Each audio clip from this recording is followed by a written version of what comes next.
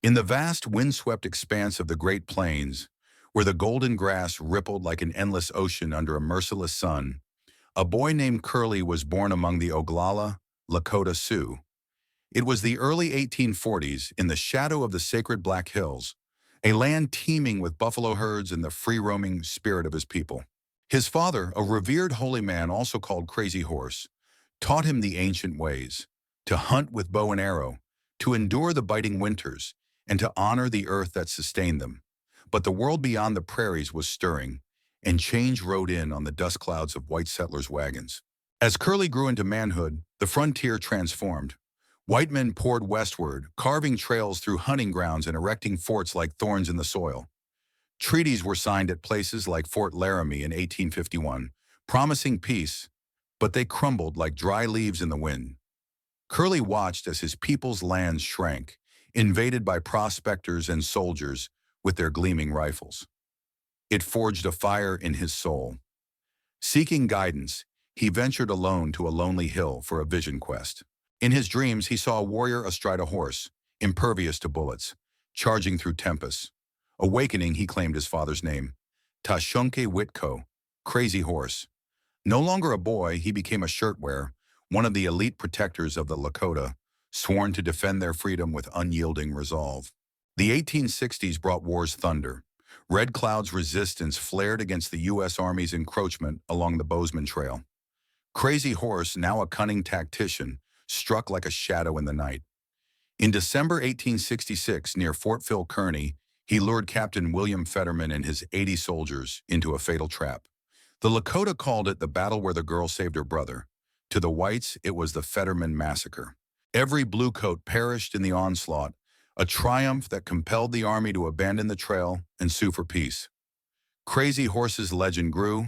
He was a ghost on the prairie, evading capture, his war cries inspiring braves to feats of bravery. Yet the whites' hunger knew no bounds. By 1874, whispers of gold in the Black Hills turned to shouts when General George Armstrong Custer's expedition confirmed the riches, igniting a frenzy that trampled the 1868 Fort Laramie Treaty. The Lakota resisted, and Crazy Horse stood as their unbreakable shield.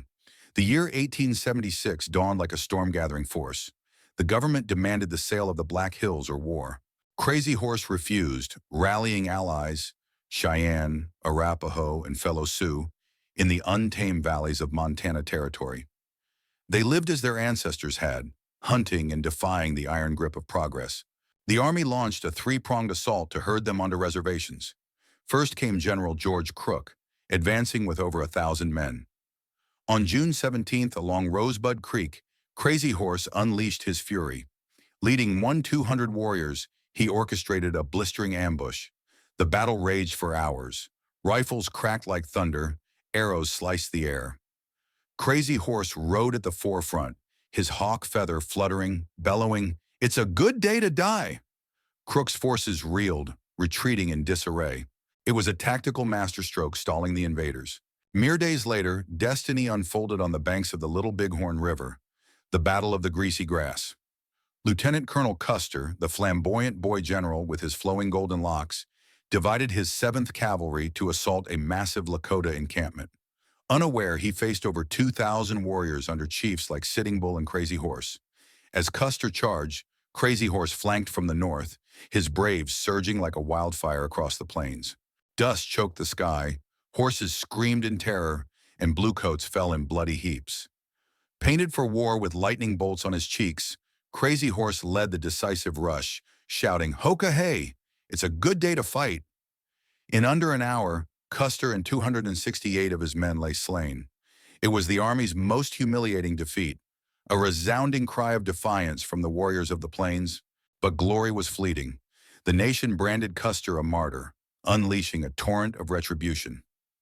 Reinforcements flooded the frontier, and the brutal winter of 1876-77 brought starvation. Buffalo vanished, teepees collapsed under snow, and children perished in the cold. Crazy Horse, the eternal guardian, faced a heart-wrenching crossroads: continue the fight and doom his people, or yield for their sake. By spring 1877, the end loomed. Colonel Nelson Miles scorched villages and seized mounts, tightening the noose. On May 6th, Crazy Horse guided nearly 900 souls, warriors, women, and children, to the Red Cloud Agency near Fort Robinson, Nebraska. He surrendered his rifle, but not his dignity. "I come in peace," he declared, "for the sake of my people." Yet agency life was a prison of deceit. Rations dwindled, sickness ravaged the camps, whispers of conspiracy swirled. Some accused Crazy Horse of plotting rebellion, others feared his enduring sway. Rival chiefs like Red Cloud fueled the distrust. In September, General Crook ordered his arrest and exile to Florida. On September 5, 1877, Crazy Horse was summoned to Fort Robinson. Sensing treachery, he arrived with poise, but balked at the guardhouse chains. "I am no dog to be chained," he roared. Pandemonium erupted. Little Big Man, a former comrade, now turned agency enforcer, seized his arms. Crazy Horse broke free, knife in hand, his eyes blazing with final defiance. Private William Gentles lunged, plunging a bayonet into his side. The great warrior crumpled, blood staining the dust. Carried to the adjutant's office, he endured the night, tended by his father and cousin touched the clouds. "It is good," he murmured faintly. "I have spoken." By midnight at age 37, Crazy Horse breathed his last. His body, wrapped in a red blanket, was spirited away by his kin and buried in secrecy on the plains, perhaps near Wounded Knee Creek. The army dismissed it as a tragic mishap. The Lakota mourned it as cold-blooded murder. Crazy Horse's last stand was no mere scuffle. It echoed a lifetime of resistance. His triumphs at Rosebud and Little Bighorn illuminated the warrior's valor, but his death heralded the fading era of the Free Plains. Yet his essence lingers, in the winds whispering through the grass, in the unfinished memorial carved into the Black Hills, and in the enduring spirit of those who refuse to yield. On the lawless frontier, where cultures clashed like thunderheads, one man's defiance became the timeless saga of a people unbroken. What if Crazy Horse had lived? Would the frontier have bent differently? Share your thoughts in the comments below and hit that subscribe button for more tales from the lawless plains. Until next time, keep the spirit alive.